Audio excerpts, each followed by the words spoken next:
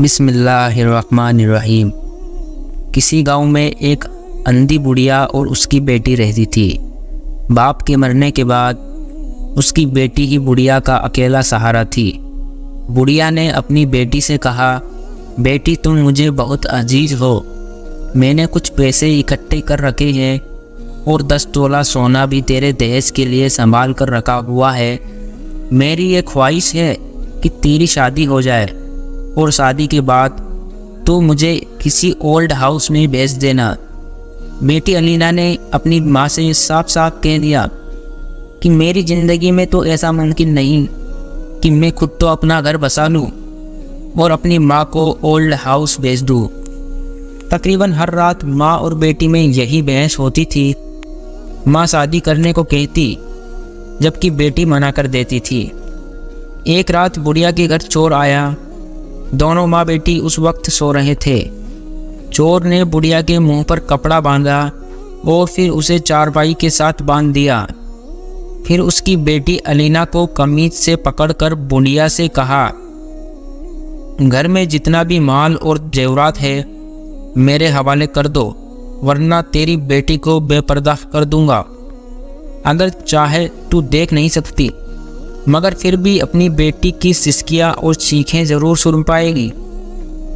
बुढ़िया ने चोर से कहा कि मेरी बेटी को छोड़ दो, फला संदूक की तह में 10 तोले सोना और पैसे पड़े हैं। यही मेरी जमा पूंजी है जो मैंने इकट्ठी कर रखी थी अपनी बेटी की शादी के लिए।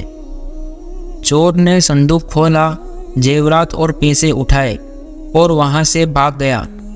अलीना ने रोते हुए अपनी माँ के हाथ पैर रस्सी से खोले और रोते हुए कहा, अम्मा अब तो मैं तुम्हें छोड़कर कभी भी शादी नहीं कर पाऊंगी। अब तो जेवरात ना रहे और ना ही शादी के पैसे रहे। यह कहते हुए माँ और बेटी एक दूसरे के गले लगकर रोने लगे। अब वह अपना यह गम भूले ही नहीं थे कि नकाबपोश चोर वापस आया। बुढ़िया ने कहा, तू वापस क्यों आ गया? घर में सब यही माल था जो तेरे पास है, अब कुछ नहीं बचा। चोर ने कहा, सबसे कीमती माल तो मैं छोड़कर जा रहा था। यह कहते हुए उसने बुढ़िया को दोबारा चारपाई के साथ बांध दिया और उसके सामने ही उसकी नौजवान बेटी को दागदार किया। उसकी बेटी चीखती रही, चिल्लाती रही, मगर कोई उसकी मदद को ना आ सका। सुबह हुई तो यह बात फैल गई कि बुढ़िया खुद को आग लगाना चाहती है, जबकि गांव वाले उसे ऐसा करने से रोक रहे थे। गांव के रईस तक जब यह खबर पहुंची तो वह बुढ़िया के पास गया और उसे सब्र करने को कहा। बुढ़िया ने गुस्से में आकर कहा, अगर तेरी नौजवान बेटी को तेरे सामने ही बेआबरू कर दिया जाता तो क्या तू सब्र कर पाएगा? 24 घंटे में मुझे मेरी बेटी का मुजरिम चाहिए, वरना मैं खुद को जरूर आग लगा लूँगी। चौधरी साहब ने जब यह सुना तो उसकी आंखों में आंसू आ गए। उसने बुढ़िया की बेटी के सर पर हाथ फेरा और वादा किया कि 24 घंटे के अंदर तेरी बेटी का मुजरिम तेरे सामने होगा। चौधरी ने बुढ़िया से कहा कि तुम मुजरिम को पकड़ने में मेरी क्या मदद कर सकती हो?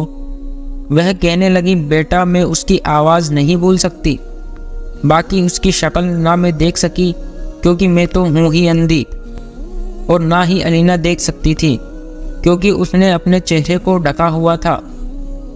चौधरी ने आधी रात के वक्त अलीना से कहा कि जोर जोर से चिल्लाओ। अलीना ने चीखना शुरू किया तो चौधरी ने अपने आदमी मुख्तलिफ घरों के बाहर खड़े कर दिए, जहाँ तक उसकी चीखों की आवाज़ सुनाई दे सकती थी। इन्हीं घरों के सरबराह को हाजिर किया और कहा, जब लड़की चिल्लाई थी तब तुम मदद के लिए क्यों ना पहुँचे? कुछ ने कहा कि हम गहरी नींद में थे। किसी ने कहा कि हमें लड़की की आवाज़ सुनाई नहीं दी, वरना ज़रूर आते। सुबह हुई तो चौधरी ने अपना कीमती बैल ज़िबाह किया और पूरे गांव के लोगों को खाने की दावत दी। हर एक बंदे के सामने भुने हुए गोश्त का बड़ा सा टुकड़ा रखा। जब सब खाना खाने में मशगूल थे तब चौधरी बुढ़िया के साथ हर एक बंदे के पास आता और बारी बारी सबको सलाम करता। वह चौधरी के सलाम का जवाब देते और बुढ़िया आवाज़ पहचानने की कोशिश करती। जब सब लोगों ने सलाम का जवाब दे दिया तो चौधरी ने कहा कि इन सब में वह आवाज़ सुनाई दी। तो बुढ़िया ने कहा कि मेरे कानों ने जो पिछली रात आवाज़ सुनी थी, इन आवाज़ में वह आवाज़ नहीं है। चौधरी ने अपने ख़ास मुलाजिम से कहा कि गांव का कोई शख्स रह तो नहीं गया जो इस दावत में ना आया हो। मुलाजिम ने कहा कि मस्जिद के इमाम के अलावा सब लोग दावत में मौजूद है। चौधरी ने उसे बुलवाया और बुढ़िया के सामने उससे बात की। बुढ़िया ने रोकर कहा, खुदा की कसम, यह आवाज़ मैं कैसे भूल सकती हूँ? यह वही आवाज़ है जो मेरे कानों ने सुनी थी। मस्जिद के इमाम को पुलिस के हवाले कर दिया गया, मगर उसने अपने जुर्म का एहतराम न किया। मगर जब मार बर्दाश्त न कर सका तो बोल उठा कि यह मैंने ही की थी और इस चोरी की जिम्मेदारी तमाम गांव वालों पर भी लागू होती है, क्योंकि यह मुझे महीने पर 5,000 रुपये देते थे। इस महंगाई के दौर में इस मामूली सी तनख्वाह पर मेरा गुजारा बहुत मुश्किल था, इसलिए मैं चोरी करने पर मजबूर हो गया। तो चौधरी ने कहा, तो लड़की को दागदार करने के लिए किसको जिम्मेदार ठहराओगे?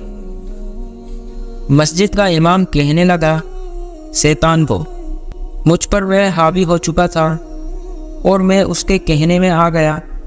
चौधरी ने कहा कि काश तू चोरी करके वापस ना आता तो मैं तेरी तनख्वाह बढ़ा देता, तुझे माली तौर पर मजबूत करता।